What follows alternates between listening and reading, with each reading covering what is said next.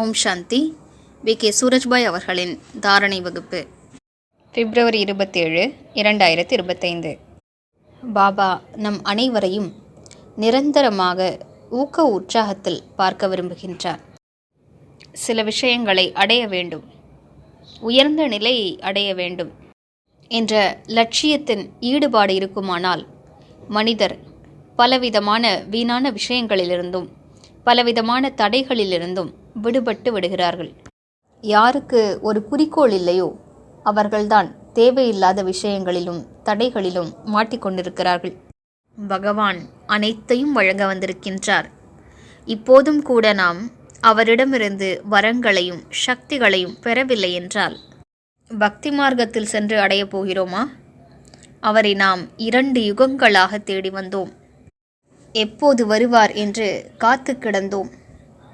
மனதிலேயே அவரிடம் என்னவெல்லாம் வாக்குறுதிகளை கொடுத்திருந்தோம்.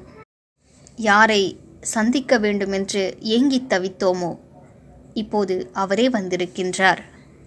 இப்படிப்பட்ட தருணத்தில் நாம் கவனக்குறைவாக இருக்கலாமா?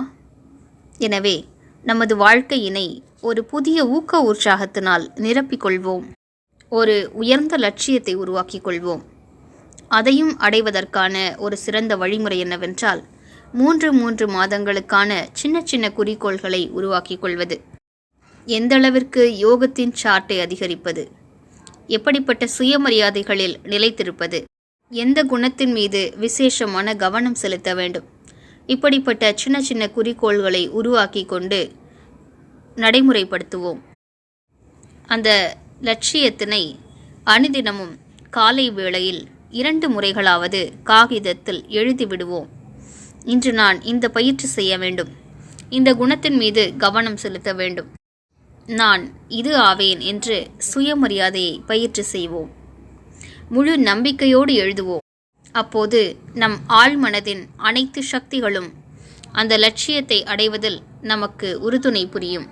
மேலும் அந்த லட்சியத்தை அடைவதற்காக வாழ்க்கையில் வரக்கூடிய தடைகளை சகஜமாக நாம் கடந்து செல்வோம்.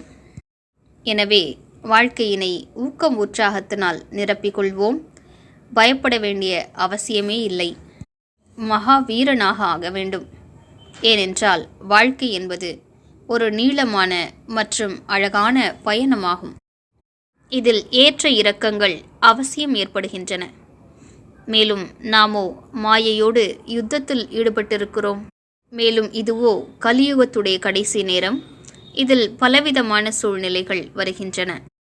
நமது மனநிலை பக்குவப்பட்டிருக்கிறதா என்று சோதனை செய்கின்றன. இப்படிப்பட்ட சூழலில் மனிதர் பயப்படுவது என்பது நடக்கவே செய்கிறது. ஆனால் நாம் பயப்படக்கூடாது, பலவீனமாகக்கூடாது. என்னோடு சுயம் பகவான் இருக்கின்றார். சர்வசக்திவானுடைய குடைநிழல் என் தலைமீது இருக்கின்றது. மாயை எப்படிப்பட்ட ரூபத்தை தரித்து என்னிடம் வந்தாலும் நான் அவசியம் அதனை தோற்கடிப்பேன்.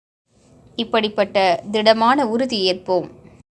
அது காமத்தின் சொரூபமாக இருக்கலாம் அல்லது கோபத்தின் சொரூபமாக இருக்கலாம். இவ்வுலகில் பேராசையின் உள்ளுணர்வுகளும் அதிகரிக்கின்றன. அகங்காரமும் தன்னுடைய வேலையை செய்து கொண்டிருக்கிறது. யாரோ நம்மிடம் மோதலில் ஈடுபட வருகிறார்கள். சிலர் நம் பாதையில் நடுவே தடையாக நிற்கிறார்கள். ஆனால் என்ன இருந்தாலும் சரி, என்னை தடுக்கும் சக்தி யாரிடமும் இல்லை என்ற உறுதியான நம்பிக்கையோடு தொடர்ந்து முன்னேற்ற பாதையில் முன்னேறுவோம். நம்மோடு பரமாத்ம உதவியும் பரமாத்ம சக்தியும் இருக்கின்றது. இந்த நம்பிக்கை இருந்தால் நம்மை யாரும் தடுக்க முடியாது.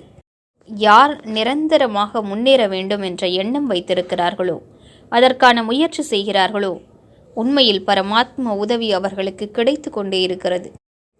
யாருக்கு சுயம் பகவான் உதவி புரிகின்றாரோ, யாரை சுயம் பகவானே முன்னேற்றுகிறாரோ, அவரை மனிதர் எவ்வாறு தடுக்க முடியும்?